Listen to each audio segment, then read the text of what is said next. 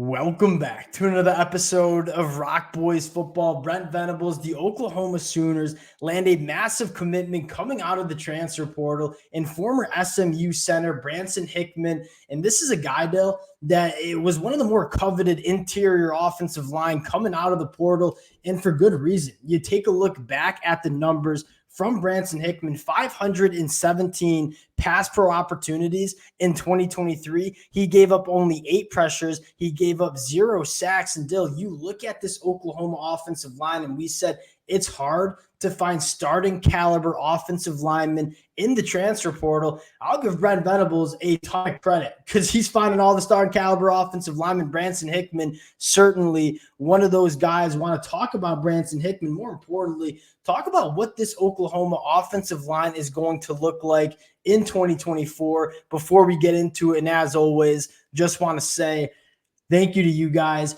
A massive shout out to the Oklahoma fans, whether we're talking spring game, whether we're talking the recruiting trail. Y'all know we love talking this program, and the amount of support, the amount of Boomer Sooners you guys throw in the comment section. That stuff means the world to the fellas. If y'all do enjoy the content, consider subscribing to the channel. And Dill, let's get into this one, and I'll start. I think this is massive, and the biggest reason I think it's massive is not only are you getting a phenomenal player in Branson Hickman, who is largely thought of as the best interior offensive lineman available. I think it's even more big because you go back to that spring game, what we just saw Saturday afternoon, and I came away saying, if you keep Jackson Arnold clean, you give him a good run game, this Oklahoma offense is going to be extremely prolific in 2024. And it looks like Brent Venables is doing a great job making sure Jackson Arnold is going to have the tools he needs to be successful in 2024. I think, again, kind of watching what they did in the spring game yesterday, watching seeing some of the moves they made in the portal in the winter and the spring, I think you're starting to get a little bit more comfortable that, again, this Oklahoma offensive line is going to be competitive. And I think coming out of the winter, perhaps, I think a lot of us, including a lot of Oklahoma fans, are kind of looking like, oh, what are we going to have? A lot of attrition, especially guys going to the league and all that. But you've kind of built that roster back up. It looks like they're doing a good job developing guys like Jacob Sexton, like Jake Taylor.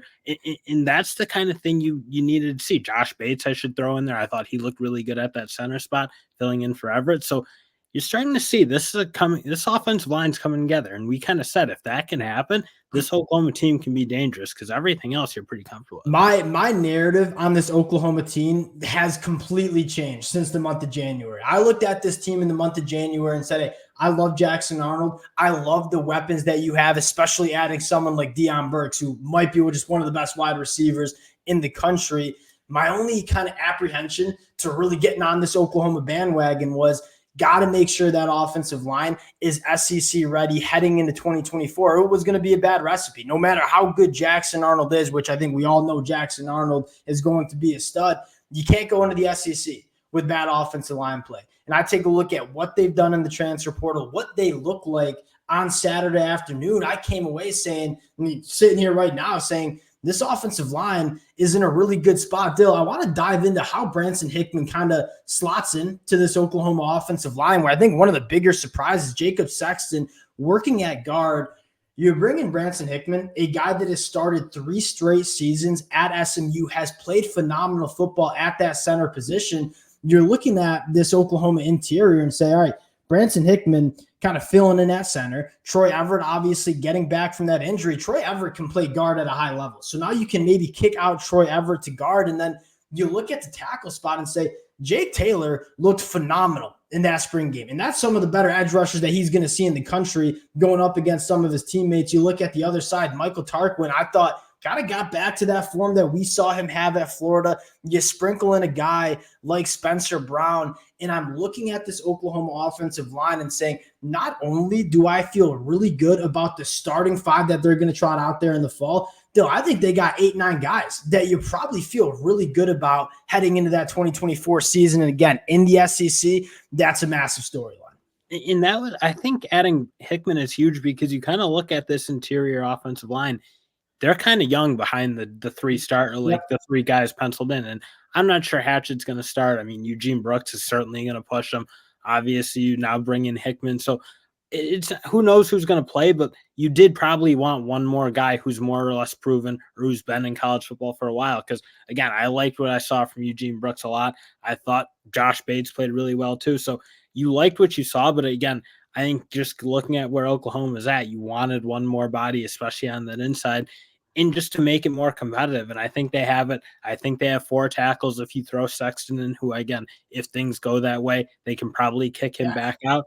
So I think this offensive line, again, it now looks like what I think Oklahoma fans should expect, which is a deep, solid unit with a handful of We started going in the beginning of January saying, I don't even know if we feel comfortable with 5 offensive linemen going into 2024. That was a massive red flag for me. I said, it's Oklahoma team, super talented, got massive question marks about the offensive line. You sit here today saying, not only do I feel damn good about the starting 5 that Oklahoma has, and we say this all the time. If you want to do what Oklahoma wants to do, that is compete for conference titles, make runs in the college football playoffs, it's not enough to have 5 good offensive linemen. You got to have 7, 8, 9. You look at the teams that have won national championships, the teams that have been the best in the college football landscape, Michigan, the Georgia Bulldogs, it's no secret to the recipe. They're deep along the line of scrimmage. This is clearly a point of emphasis for Brent Venables.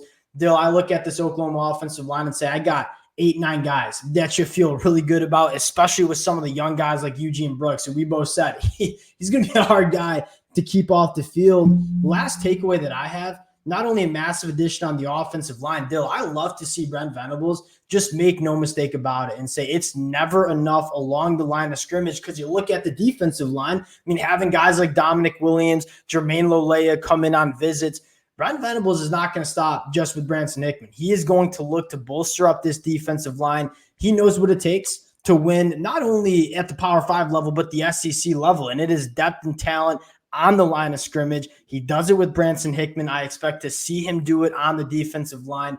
Massive get for the Oklahoma Sooners, the fellas. Dill, I'm so fired up because I just didn't want to see Jackson Arnold go into 2024 with how talented we know he can be and how talented he's going to have these wide receivers, and say the offensive line is going to be a problem. I'm going into 2024 saying I feel good about this offensive line, and how I feel really good about this Oklahoma offense in general. Especially with continued development, because, again, we've kind of talked about it. Now you're starting to see them get in. I mean, Jake Taylor's kind of a guy who we didn't think of for a long time, I feel like, and out of nowhere comes in and plays a really good spring game. Jacob Sexton coming along in the way you want to see him. So, again, the way Bedenbaugh is moving guys forward, making it an attractive place to come play offensive line, I think that's probably more because, again, the Oklahoma is not about just like chasing one year, because Oklahoma is a program that under Venables, you hope they're really, really good year in and year out. That's where it should be. That's what Oklahoma is as a program. And I think it is important to start seeing that. And you saw it last year. Probably going to put 4 or 5 guys in the offensive line from that unit, and you're seeing it again. And you're seeing them recruit guys from their backyard, or not from their backyard, but from their high school classes, move them into good slots, and also use the transfer portal to fill in where they need it. And I think the biggest thing is you got so much versatility. Like we saw Jacob Sexton, we kind of had him slated in tackle. He can play guard. A guy like Jake Taylor, we know can play all along the offensive line. That's huge in terms of getting your best 5 on the field. Now you got Troy Everett. You can start him at center. You can start him at guard. Really, really big time move. I am fired up about what Brent Venables is doing the transfer portal the right way. He's not just taking random guys in the portal. He is saying, where do we need to improve? That's where our efforts are going to be in the transfer portal. Really, really nice get in Branson Hickman. You feel really good about where this offensive line is at. We'll cut it there. Appreciate you guys rocking with the fellas. Again, Oklahoma fans, can't thank you guys enough for all the support. We'll continue to keep you guys updated with Oklahoma in the transfer portal. Appreciate you guys, and we'll talk to y'all later.